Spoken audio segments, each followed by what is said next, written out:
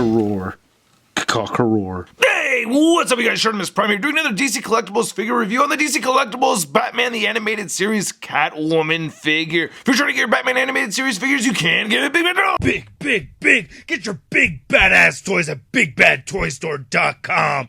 Click the link in the description below. Again, I'm a huge fan of the Batman Animated Series. Absolutely love that show. It made me love Batman. Really, just love the whole Batman lore and everything. So here's Isis. You can see Isis right there. Selena Kyle. It says Catwoman right there on the side. Batman Animated Series.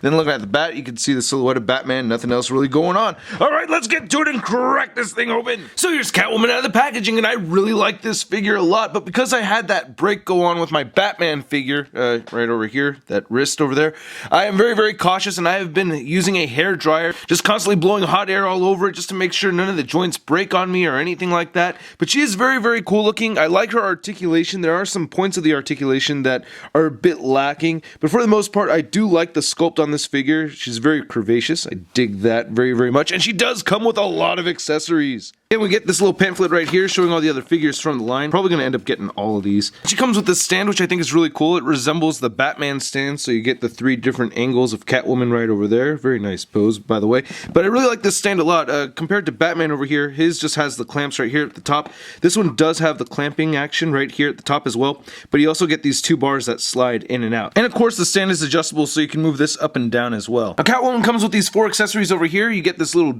thing of jewels that looks like she stole. Ooh, bad kitty, but yeah, look at that. It's supposed to be pearls and diamonds, I guess, but they used a very flat blue. So I'm not a big fan of this paint. I think they could have used like pearlized white paint for this section or some metallic looking paint right over here, but it's cool that she has this accessory. Now the figure is based off of the Cat in the Claw episode, and I haven't rewatched it yet, and I can't remember exactly what this piece is, but I think it's something to break in, right? I think it's something to kind of demagnetize the doors, or it may have lasers or something to cut through glass or something, I don't know. And she does have her whip over here, which I did apply heat to because it does come very curled up, and it kind of helps straighten it out a little bit, but not a whole lot. You know, it still kind of has a little bit of bends in it and everything, but it's made out of very soft material. Like, you get the scragglies right there, and then right here you can see a sculpted handle. The coolest accessory out of the 4 of these is Isis. I think she's painted very well. She has that very dark gray color to her, and I really like the head sculpt. You know, she's got those big bright yellow eyes over there, expressionless face, and she has a bunch of articulation. The tail does not move, but all 4 of the legs move forward and back over here,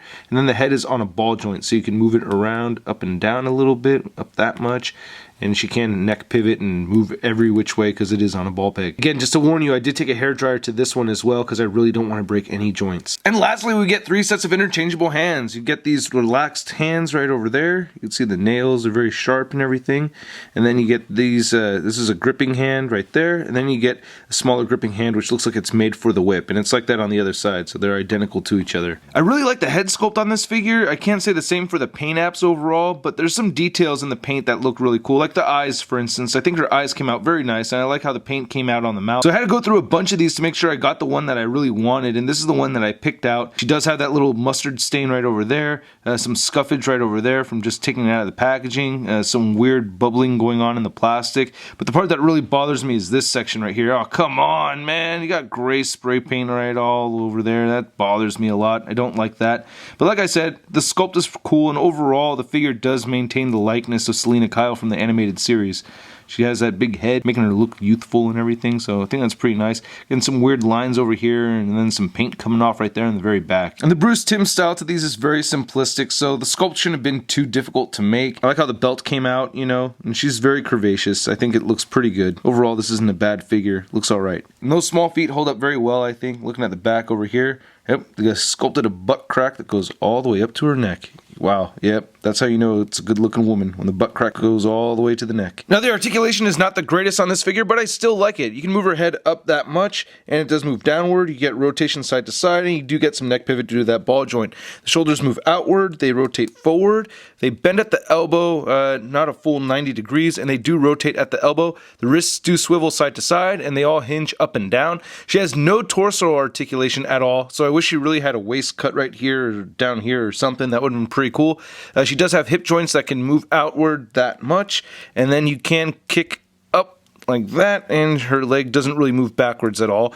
She has a single jointed knee that only bends in at 90 degrees. She does have rotation at the calf over here, and then her ankle articulation is awesome. The ankles move down, they move upward, then they have this ankle pivot right over here that's on a separate section, so it's kind of tricky to see there, but I think that looks really cool how they did that. So this figure stands just a little under 6 inches tall. Here's my new Catwoman compared to my old Catwoman figure. I can't believe I still have this after all these years, man. And here she is next to the animated Batman from the same wave, and I think these stand on great scale together. And here she is compared to our comic version DC UC Catwoman figure, and here she is next to our movie version, The Dark Knight Rises Catwoman. Amorous women in tights. I have no idea how Batman resists that. I just don't understand. But anyway, I really like this figure a lot. She does come with a lot of accessories. You get the display stand, so I really think DC Collectibles is stepping up their game in that regard. But as far as the paint apps, it's still a little shoddy, and I'm still very scared to break the plastic, so it's kind of a toss-up, really. Anyway, I hope you guys liked my video. If you did, please hit the like button, leave a comment, let me know what you think of the figure, subscribe, and check out toynewseye.com for a photo gallery of images, and check out the Shartimus Wank channel for the daily vlog. I'll catch you guys later.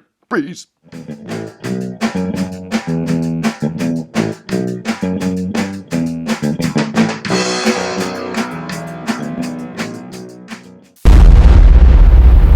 That's crispy. Just constantly blowing hot heat.